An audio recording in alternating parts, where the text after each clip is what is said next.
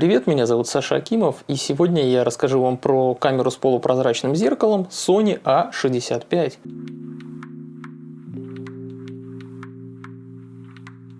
До нее, честно говоря, я подобных девайсов не тестировал. То есть, конечно, в свое время, когда у них был топовый кроп А77, я его в руках держал немножечко, да, там, может, пару снимков сделал. Также я, конечно же, пробовал поснимать и на А99 полнокадровую камеру с полупрозрачным зеркалом.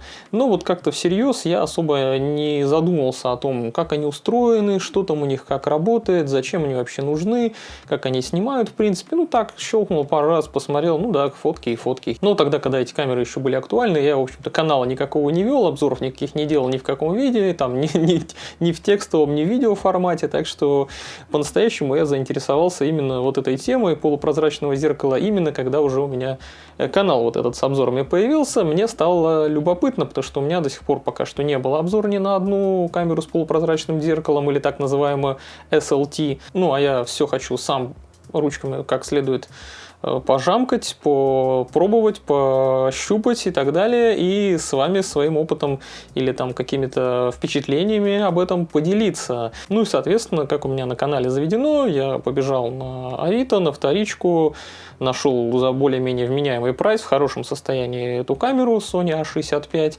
и купил ее за свои деньги. Я напоминаю, что вообще большая часть техники и вообще, в принципе, все, что здесь на канале происходит за мой счет. У меня нет никаких спонсоров, кроме людей, которые подписаны на мой Бусти. Вы можете также поддержать канал по ссылке в описании. Взяла камеру, причем специально с китом 18-55 мм, темным вот этим, да, стандартным 3.5 f5.6. Потому что мне было именно любопытно посмотреть на то, как он будет себя вести, так как у меня другие киты в других систем подобные все были, и я знаю, как они себя там более-менее показывают в разных ситуациях. Этот я никогда не пробовал. Это, к сожалению, оказался один из худших вообще китов, которые я когда-либо видел. Когда-либо во владении моем находились такие объективы. Вот этот самый прям херовый.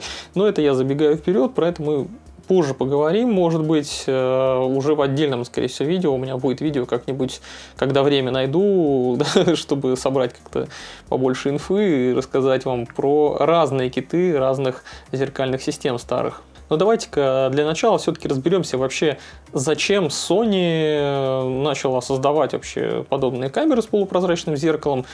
Что это вообще за технология такая, что за SLT, что за полупрозрачное зеркало, как это устроено, есть какие у этого плюсы, какие минусы, какие есть преимущества, может быть, или недостатки. И самое главное, почему мы в будущем вряд ли что-то подобное еще увидим когда-нибудь. Начнем с того, что Sony, конечно же, далеко не первый, кто догадался сделать такое вот зеркало, не откидывающееся при съемке, да, стандартно, как это бывает, а именно полупрозрачное зеркальце, которое часть светового потока, примерно 30%, отправляло бы в пентапризму и на фазовые датчики фокусировки, если там автофокус предполагался. А остальная часть, 70% светового потока, у нас направлялась бы тогда уже на светочувствительный элемент, будь то пленка или матрица. Canon, наверное, скорее всего, первые, если верить Википедии, попробовали сделать подобную камеру с полупрозрачным зеркалом аж в 1965 году, и камера называлась Canon Pellix. Как я уже сказал, 30% света направлялось в пентапризму, и это, конечно, довольно тусклое изображение давало, в принципе, позволяло визировать. Но, опять же, и на пленку не весь свет направлялся, получалось, что где-то в районе 70%. Пленку, сами понимаете, ее, как на матрице, тут ISO не поднимешь, тебе или надо тогда было бы светочувствительную особо вставлять, что сказалось бы на детализации и конечном результате, или ее как-то уже на проявке пушить, что тоже как бы не очень вариант. Поэтому вот этот момент с пониженной светосилой решали разными там способами, но в основном, конечно же, светосильной оптикой, соответственно, установкой объективов с диафрагмой f1.4 и f1.2. Отсюда, естественным образом вытекает то, что эти объективы были бы, оптика к такой камере, она и дороже, и у нее больше, конечно же, каких-то дефектов на открытой дырке, там гриб тоньше, сложнее попадать. Это все не совсем минусы, это просто, так скорее, особенности. Но вот серьезным минусом и недостатком у подобного было то, что зеркало вот это полупрозрачное, его легко испачкать при смене объектива, и оно представляло из себя очень-очень тоненькую пленочку, и если ее как-то неаккуратно почистить, его опять же легко повредить. Ну, конечно, у такой конструкции были и плюсы, не просто так, ведь они в Canon решили такое попробовать реализовать. Ну, во-первых, это отсутствие какой-либо вибрации при съемке, потому что у тебя щелкает только затвор, тебе не нужно вскидывать зеркало каждый раз, то есть у тебя минимизируются микросмазы на каких-то чуть более длинных выдержках. Ну и во-вторых, когда ты визируешь и при этом щелкаешь, то есть ты снимаешь и при этом продолжаешь визировать, у тебя не происходит затемнение картинки, нет никаких блэкаутов, потому что зеркало у тебя не перекрывается никаким макаром, оно никуда не соскакивает, когда ты снимаешь. Canon и Nikon изредка еще экспериментировали с подобными конструкциями, там в 70-е, 80-е, 90-е, вот эту еще пленочную всю эту доцифровую эру. У них было у всех этих крупных производителей по паре моделей максимум. Там, может быть, раз в десятилетие какое-нибудь такое выходило, что-то необычное, но это больше скорее какие-то экспериментальные вещи, в общем. А вот уже в 1998 году Sony выпустила цифровую камеру с разрешением 1,5 мегапикселя под названием Cybershot D700. У нее, конечно, была несменная оптика, там был просто светосильный зум-объектив, но все-таки по своей конструкции это была именно зеркальная камера с полупрозрачным зеркалом. Немного позже, в 2000 году, Pentax совместно с HP, Hewlett Packard, они сделали модель EI-2000. Уже с относительно крупной матрицей 2/3 ведиконовского дюйма на 3 мегапикселя. Ну, CCD, конечно же, технология там применялась. Итак, мы выяснили, что Sony, и другие, конечно, производители уже заигрывали с этой вот технологией полупрозрачного зеркала. Они использовались такие конструкции и в пленочную эпоху, и на заре, буквально, на расцвете еще цифровой эры, но у Sony до середины нулевых не было своей собственной какой-то системы, в которой можно было бы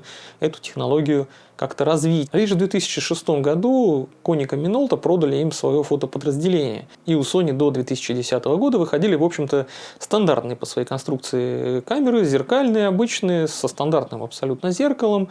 Это были кроп-камеры, любительские из серии А200, А300, с CCD-матрицами, довольно, кстати, интересными, неплохими, опять же, какими-то решениями. Также у них была еще и флагманская крупнутая зеркалка А700, и полный кадр у них уже появился в 2008 году А900. И все эти камеры уже были с CMOS-матрицами, собственно, опять же, производства, достаточно уже крутыми, потому что для 2008 года у Sony A900 и у A850 одинаковая матрица была на 24 мегапикселя, что и сейчас является, в общем-то, стандартом. А вот в 2010 году появились две первые кропнутые SLT камеры из новой вот этой серии с полупрозрачным зеркалом A55 и A33. С обычными зеркалками было окончательно для Sony покончено. Теперь во всех камерах с А-байонетом, этим минолтовским еще классическим,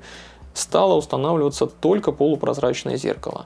Со всеми из этого вытекающими плюсами и минусами. В 2011 году появилась флагманская кроп-модель Sony A77, которая являлась, по сути своей, наследником уже Sony A700. Также влагозащищенная, также с необычным поворачивающимся дисплеем, с электронным видоискателем на 2,36 миллиона точек и с новой матрицей на 24 мегапикселя. Но в 2012 году появилась и первая полнокадровая SLT-камера A99. Там матрица тоже осталась на 24 мегапикселя, но, естественно, более новая. Такая же матрица, которая использовалась и в первом полнокадровом компакте, который выходил вообще в принципе в мире, RX1, RX1R, там уже без сглаживающего фильтра. И, в общем-то, та же самая матрица использовалась и в первой беззеркальной камере полнокадровой Sony A7, на которую я, кстати, недавно делал обзор. И наш сегодняшний герой Sony A65, он также вышел в 2012 году и является чуть более упрощенной версией, чем флагман А77, но упрощена камера не слишком уж сильно, то есть, ну, здесь просто корпус без влагозащиты, также сделан он не из металла, а из пластика, ну и кнопок чуть поменьше. А матрица, электронный видоискатель, основная вся железная начинка, в общем-то, такая же, как и у флагмана, поэтому я на эту камеру глаз и положил, потому что она, в общем, нормально может дать представление о технических возможностях таких камер. Она, в общем-то, не сильно урезана. Все железо, матрица, она точно такой же, как в Sony A77 или в беззеркальном Sony NEX 7. То есть здесь вот все нормально с характеристиками, просто камера была подешевле, поэтому я ее и взял. Ну и давайте от этого теоретического, такого исторического, да, исторической справки, от этого всего вступления, мы перейдем все-таки к практической части. Я камеру в руках покручу, посмотрим, как она устроена, где у нее что, какие кнопки, какие органы управления расположены, а дальше уже потом перейдем к картинкам и поговорим о качестве съемки.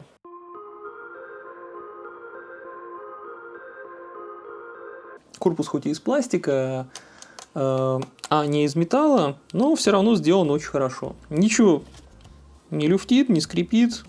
Камера такая достаточно увесистая, внушительная. Внутренний каркас, естественно, тут металлический. Внешне А65, ну, она не сильно отличается по внешнему виду от топовой А77. Да, кнопок, конечно, поменьше, джойстика тут нет, ну и крутилок, колесиков, конечно же, меньше, здесь всего одно. Но хват хороший, большой, лежит в руке прям прекрасно. Байонет здесь металлический, а не пластиковое говно, как у более простых SLT.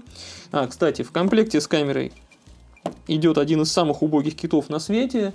Хуже кита я вообще, по-моему, за свою жизнь не встречал. Иногда даже вот этот более древний кит 1870 показывал более приятные результаты при съемке. А так, вот этот объектив 18-55 сам просто омерзителен. Знаете, говорят про киты, что это там заглушки, что это временное решение, что это типа самые простенькие объективы. Но киты даже самые дурные от какого-нибудь Sony или Nikon, это просто шедевры и произведения искусства по сравнению с этим мусором. Ну ладно, давайте лучше поговорим про тушку. Все-таки на Bayonet существует много прекрасной оптики, и можно нацепить что-то получше при желании. Сверху слева находится у нас, значит, колесико выбора режима съемки. Над видоискателем есть встроенная вспышка. Вот здесь рядом сбоку кнопочка ее активации. Кнопка ее вызова работает только когда камера включена. То есть, если вот включить, сейчас вот она включится, она не мгновенно это делает, то нажимается.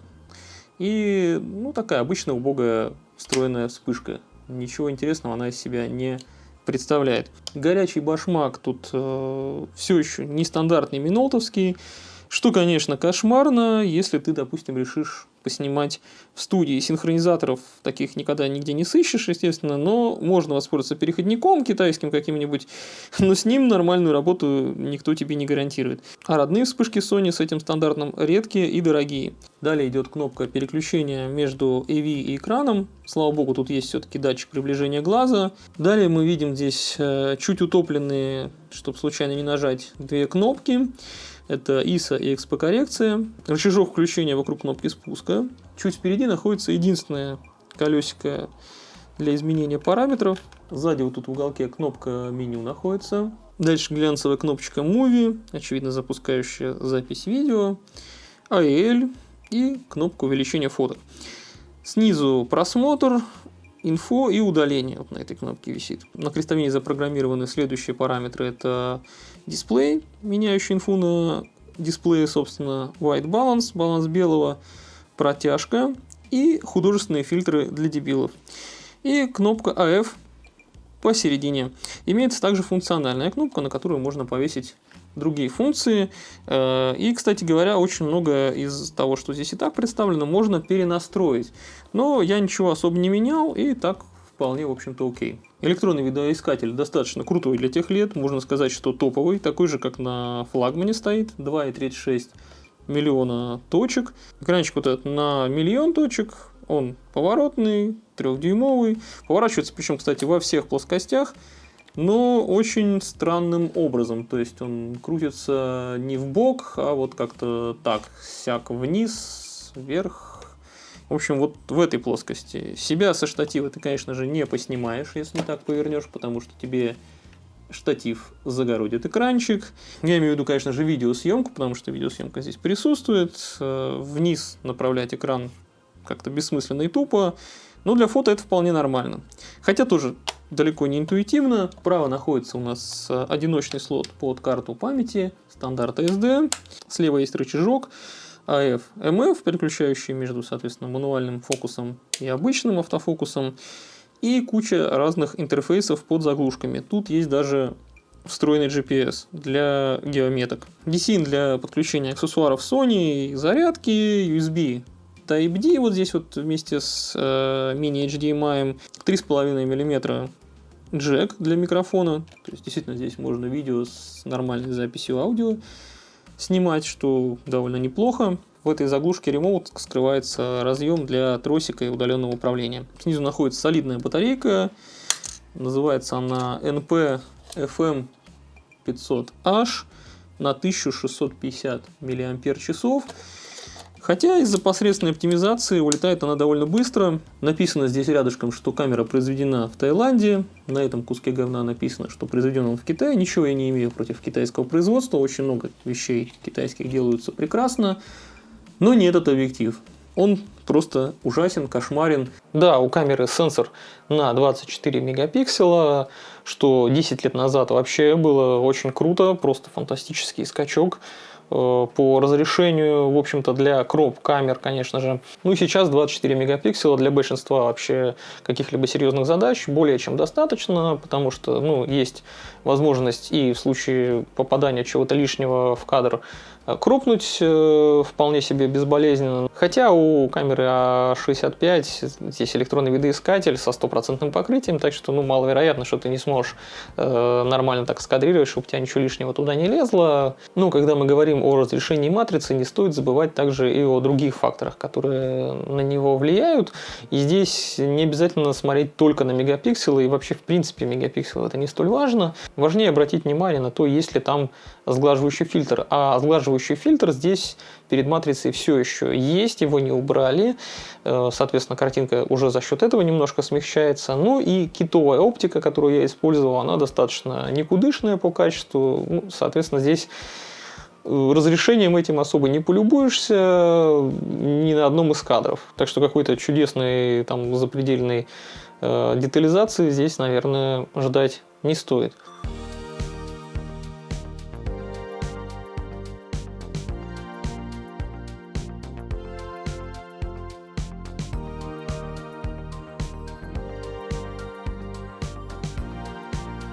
По динамическому диапазону и шумам на высоких ISO у этого сенсора, в общем-то, тоже все достаточно неплохо, хорошие показатели, но несколько слабее, чем у матрицы тех же лет от Sony на 16 мегапикселов. Та матрица, она просто прекрасна, даже сегодня ты ее можешь любой файл с нее взять, он офигенно гибкий, можешь его по-всякому там редактировать. Здесь, наверное, где-то на стоп послабее, причем слабее где-то в районе светов. Света чаще все-таки вылетают, поэтому на подобную камеру лучше слегка, вот как раз на один стоп, примерно недоэкспонировать. В большинстве ситуаций, вы там смотрите, естественно, у вас электронный видоискатель, который показывает конечный результат уже готовый, и можно, в общем-то, понять по сцене, где тебе лучше недоэкспонировать или где, наоборот, все-таки в плюс немножко вывести. В большинстве ситуаций лучше чуть-чуть в минус сделать и потом подвытянуть уже на постобработке. В принципе, картинки тоже нормальные и гибкие вполне.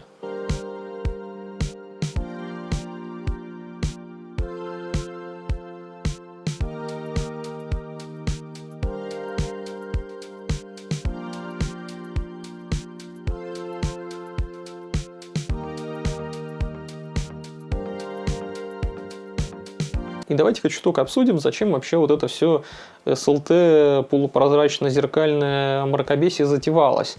А затевалось это все для того, чтобы у тебя был и электронный видоискатель, по которому гораздо удобнее визировать, чем через зеркало, потому что он действительно уже здесь с хорошим разрешением, с нормальной картинкой, где он вообще не стыдный даже сегодня, видоискатель у этой камеры, и экран тоже там не стыдный. Вполне удобно по ним визировать. И при этом, чтобы у тебя сохранялась фазовая фокусировка, как и у какой-нибудь обычной зеркалки, она достаточно быстро, точно могла сфокусироваться куда надо. Ибо только контрастный метод фокусировки у Sony получался тогда, да и, наверное, сегодня, очень паршиво.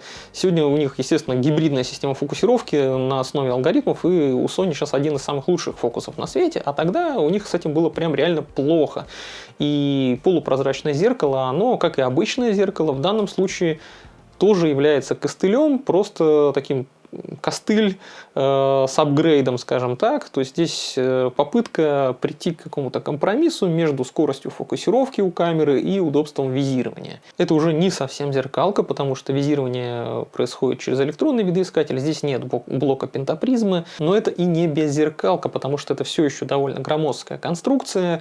У нее довольно-таки большой рабочий отрезок, потому что нужно его, да, расстояние от матрицы до оптики сохранять, потому что байонет старый, еще зеркальный, от Minolta A оставшийся, еще с 80-х годов, между прочим, использующийся. Ну и, конечно, для полупрозрачного вот этого зеркальца нужно определенное место, чтобы там было в корпусе камеры, так что все равно камера не получилась бы слишком уж маленькой. Ну и ко всем этим спорным и каким-то полумерам, каким-то странным решениям в дополнение к этому идет тот факт, что зеркало-то все-таки, как и до этого было еще и в пленочную эру, 30% света направляет на фазовые датчики, чтобы они фокусировались, и до самой матрицы только 70% света попадает. Ну, а эти датчики, там модуль вот этой фокусировки, он не то чтобы очень уж крутой, и сконцентрированы они, в общем, в большинстве случаев у всех зеркалок, точнее, не в большинстве случаев, а вообще в 100% случаев сконцентрированы все примерно посередине, у кого-то пошире эта зона покрытия, у кого-то поуже. Здесь, наверное, может 20% кадра, может быть, в центральной части покрывают точки фокусировки, по которым можно, да, наводиться. Но в те-то стародавние времена они ни хрена ничему не обучены были, и они довольно глупенькие, в общем-то. Так что, конечно, лучше выключить фокусировку по всем точкам и оставить только одну центральную, иначе вам будет не избежать промахов нелепых, когда камера будет решать, что на заднем плане ей стало вдруг интереснее, чем реальный объект съемки.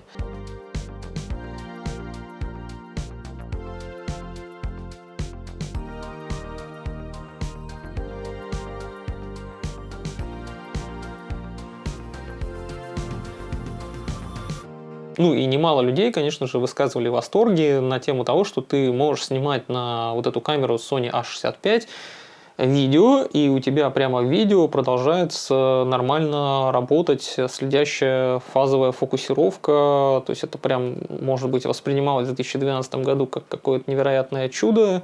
Это сейчас мы, да, об этом говорим и думаем, что в этом такого. Сейчас любая камера так делает, и вообще типа все точно красиво и хорошо. Я сейчас снимаю себя камерой с автофокусировкой, которая прекрасно следит за моим глазом. Я вот сейчас шевелюсь, у меня там желтеньким квадратиком глаз обветил, я вижу это. Ну и в 2012 году, да, наверное, это было каким-то чудом и чем-то замечательным.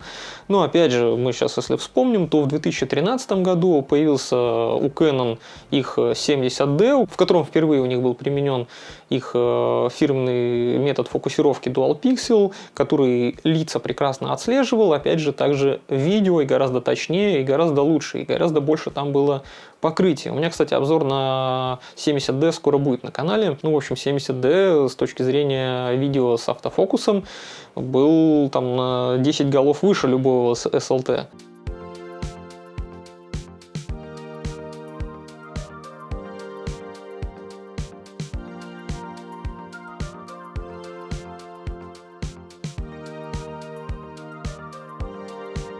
Ну, раз уж мы заговорили о фокусировке, то давайте глянем, как камера справляется со стрит-фотографией от бедра, когда у меня включена фокусировка по всем точкам, которые есть.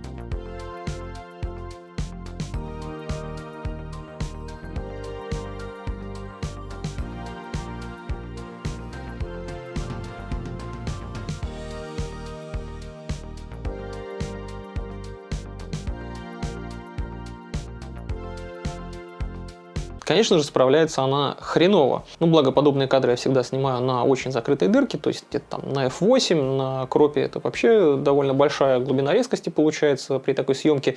Так что перелеты какие-то, да, там на задний план, промахи небольшие, они не сильно заметны, не слишком бросаются в глаза на подобных кадрах. Но если, опять же, переключиться на фокусировку по одной центральной точке, наводиться, глядя все-таки в экранчик, то все будет вполне себе хорошо. Нормально камера фокусируется, если этот процесс немножечко как-то контролировать.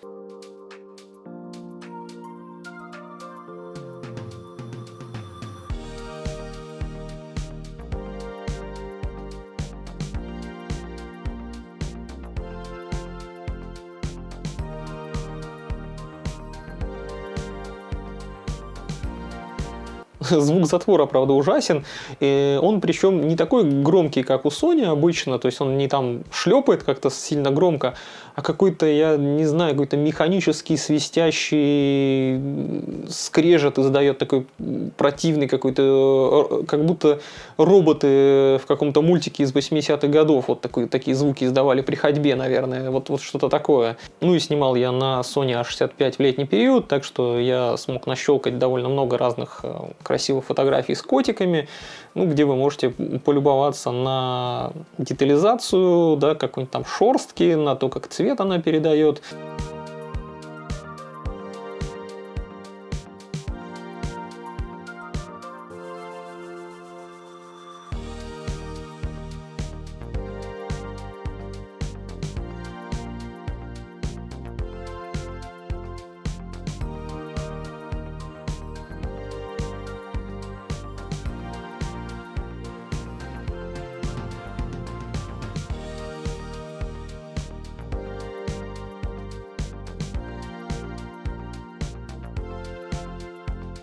Ну что, кстати, по цвету. Буду ли я сейчас традиционно ругать Sony за хуёвый цвет из камеры? Ну, я уже, да, как у меня такая традиция, я любую камеру Sony беру, и цвет там практически всегда херовый. За редкими исключениями иногда бывают у них камеры с хорошим цветом все-таки. И внезапно, нет, я не буду ругать цвет у Sony A65. Удивительно, но почему-то у нее Color Science мне понравился. Он такой очень нестандартный, иногда даже вполне себе приятный. То есть тут зелень не уводит куда-то там в непонятные оттенки, ее ни в холод, ни в тепло не заносит. Это вполне себе приятные зеленые тона. Синий какой-то цвет, он не становится слишком ядерным, там небо не бывает так уж часто перенасыщено. Иногда, конечно, бывает, камеру заносит, но не слишком сильно. Теплые тона нормально сохраняются, камера не холодит там, где не надо.